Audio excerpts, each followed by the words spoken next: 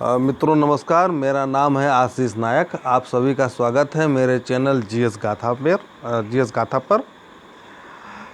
चलिए शुरू करते हैं अपने वीडियो का एक नई सेशन की शुरुआत करते हैं वीडियो के माध्यम से। क्वेश्चन है, निवारक गिरफ्तारी क्या है? क्या और किन परिस्थितियों में कोई पुलिस अधिकारी किसी व्यक्ति को वारंट के बिना गिरफ्तार कर सकता है? क्या ऐसे व्यक्ति को 24 घंटे से अधिक पुलिस अभिरक्षा में रोका जा सकता है? तो यह क्वेश्चन आया था बिहार जुडिशरी में। अब इस क्वेश्चन को कैसे हल करना है इसको समझिए।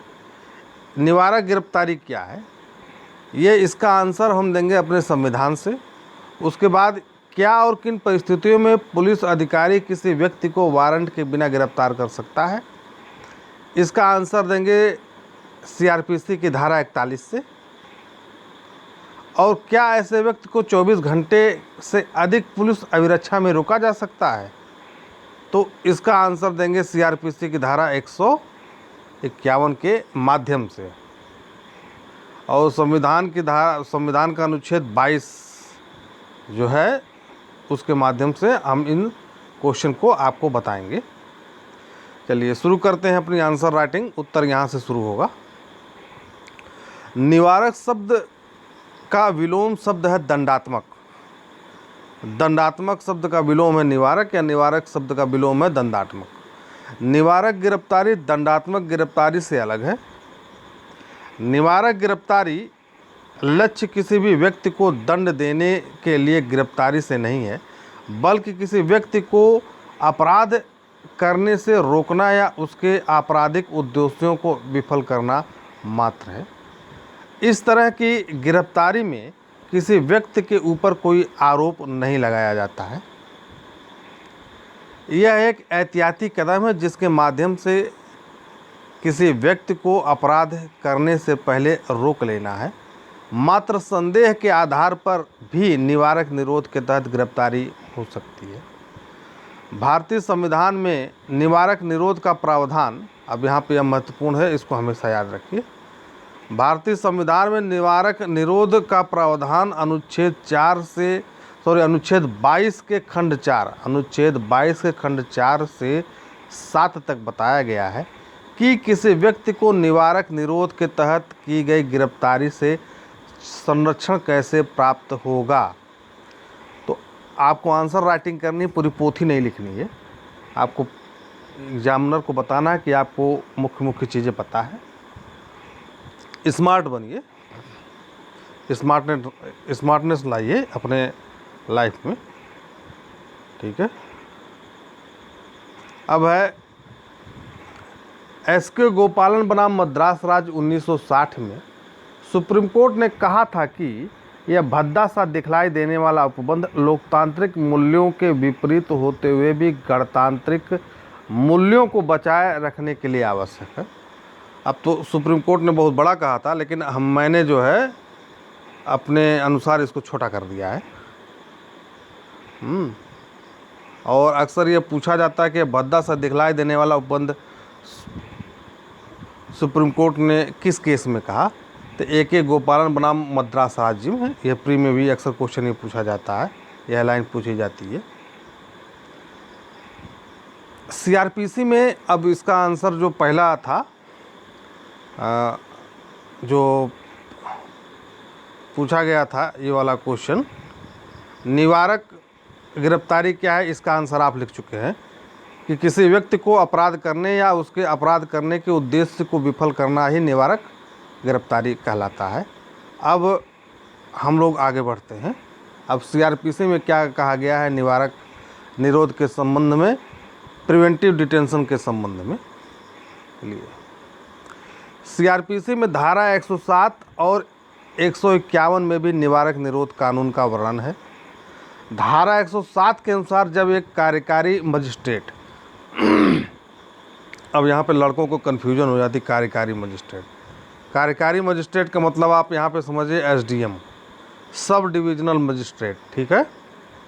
को यह लगता है कि किसी व्यक्ति द्वारा शांति भंग करने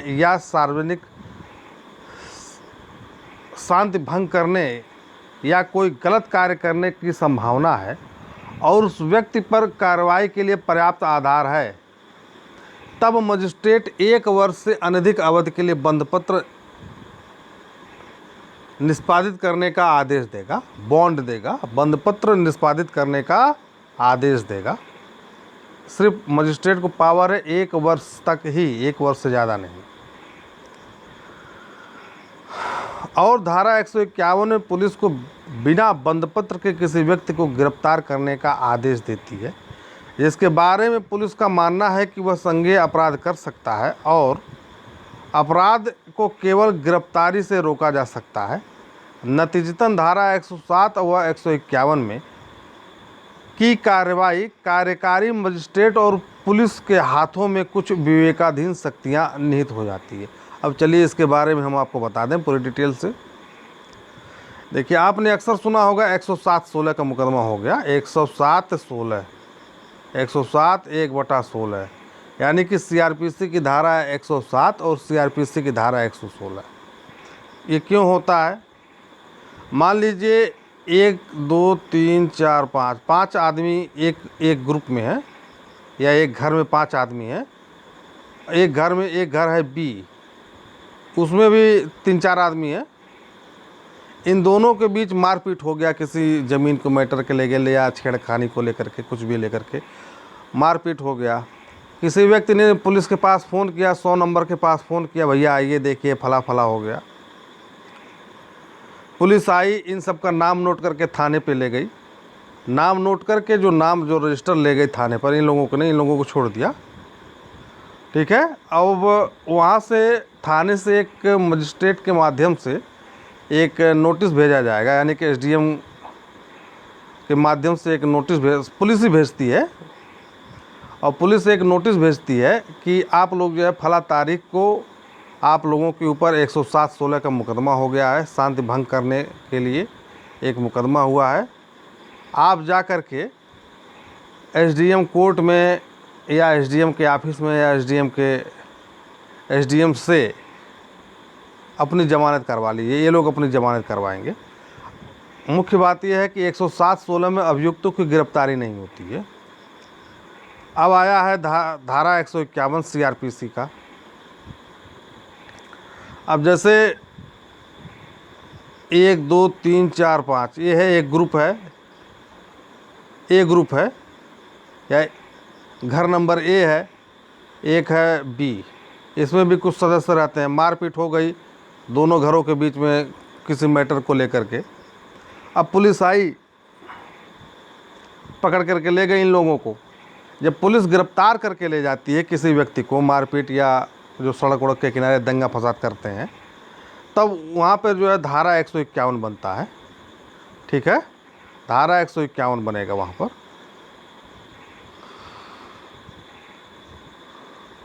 धारा 151 लगाई जाएगी। अब तब मजिस्ट्रेट 1 वर्ष से अनधिक अवधि के लिए बंधपत्र निष्पादित करने का आदेश देगा।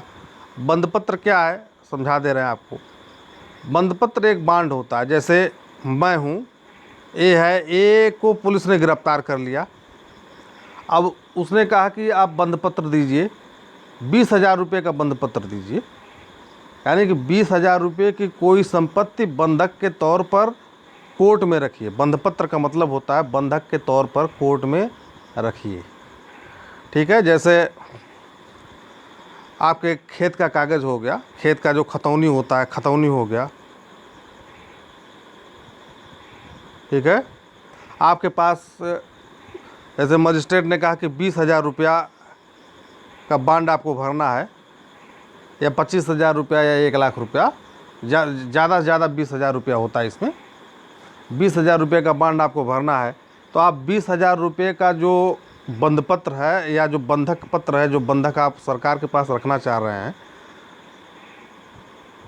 उसका एक कागज़ देना होगा। उसका डॉक्यूमेंट आपको जो है कोर्ट को देना होगा, एसडीएम कोर्ट में जमा करना होगा। या आपके पास कोई मोटरसाइकिल है, मोटरसाइकिल 60-70 हज़ार या 1 लाख की है, तो उसको जो है बंधपत्र के तौर पर आप कोर्ट में दे सकते हैं। यही बंधपत्र बंधक के तौर पर कागज़ को रखना अपने।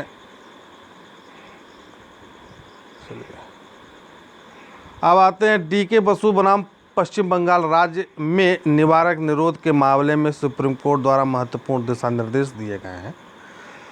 आप भारत के किसी भी थाने में चले जाएंगे तो ये जो है DK बसु बनाम पश्चिम बंगाल राज्य का जो पूरा मैटर है 10-5 जो तथ्य सुप्रीम कोर्ट ने कहे वो एक दीवार पर या एक बोर्ड पर ये लिखा रहेगा। आपको केस लिखना, प्रोसीजर में केस लिखना ज़रूरी नहीं है, लेकिन यदि आपको याद है तो लिख दीजिए। धारा 151 के खंड 1 में पुलिस को गिरफ्तार करने की शक्ति देता है, जबकि खंड 2 में ऐसे गिरफ्तार किए गए व्यक्ति कुछ संरक्षण देता है। यदि पुलिस चाहती है कि अमुक व्यक्ति 24 घंटा से ज़्यादा, या अधिक लिखना चाहिए था, यहाँ पर अधिक लिखना चाहिए था, ठीक है ना। यहाँ पर हमें अधिक पुलिस अभिरक्षा में रखा जाए तो उसे मजिस्ट्रेट से अनुमति लेने की आवश्यकता है। यदि पुलिस चाहती है कि ये आदमी बहुत दुष्ट है, इसको 24 घंटे ज़्यादा पुलिस थाने में रखा जाए तो इसके लिए मजिस्ट्रेट से अनुमति लेने की आवश्यकता है। इस उपधारा का मुख्य उद्देश्य पुलिस को मनमानी करने से रोकना है।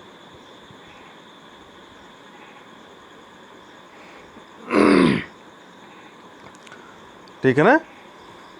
तो जो क्वेश्चन जो पूछा गया था उसका तीसरा हिस्सा भी पूरा हो गया। अब आते हैं आखिरी हिस्से की तरफ। CRPC की धारा 41 में यह बताया गया है कि पुलिस जब किसी व्यक्ति को वारंट के बिना गिरफ्तार कर सकती है तो निम्न परिस्थितियों में वारंट के बिना पुलिस जो है किसी भी व्यक्ति को गिरफ्तार कर सकती है। पहला, जो पुलिस उपस्थिति में संज्ञेय अपराध करता है, जो कोई व्यक्ति पुलिस स्थिति में संज्ञेय अपराध करता है उसको गिरफ्तार कर सकती है। ठीक है। जिस व्यक्ति के विरुद्ध परिवाद है कि उसने ऐसा अपराध किया है जिसमें 7 साल से ज़्यादा का कारावास हो सकता है, उसको भी पुलिस गिरफ्तार कर सकती है संदेह मात्र के आधार पर। यह थोड़ा सा मैं लिखना भूल गया था। यदि तीसरा पॉइंट ये होना चाहिए, यदि 7 साल से ज़्यादा मृत्युदंड तक का कारावास है तो उसको भी पुलिस गिरफ्तार कर सकती है। यहाँ 3 की जगह लिखना, नंबरिंग में कुछ गलती हो गई, 2, 3, 4 नंबर में गलती हो गई है।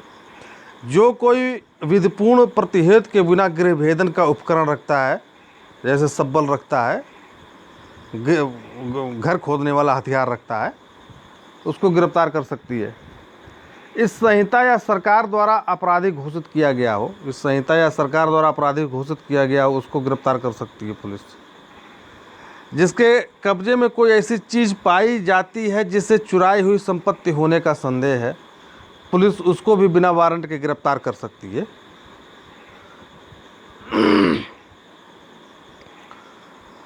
छठा है, जो पुलिस अधिकारी को उस समय बाधा पहुंचाता है जब वह अपना कर्तव्य कर रहा हो, उसको भी बिना वारंट के गिरफ्तार कर लेगी। संघ के सशस्त्र बल अभित्याजक यानी कि जिसे भगोड़ा साबित कर दिया गया, यदि पुलिस को शक है तो उसको भी गिरफ्तार कर लेगी बिना वारंट के।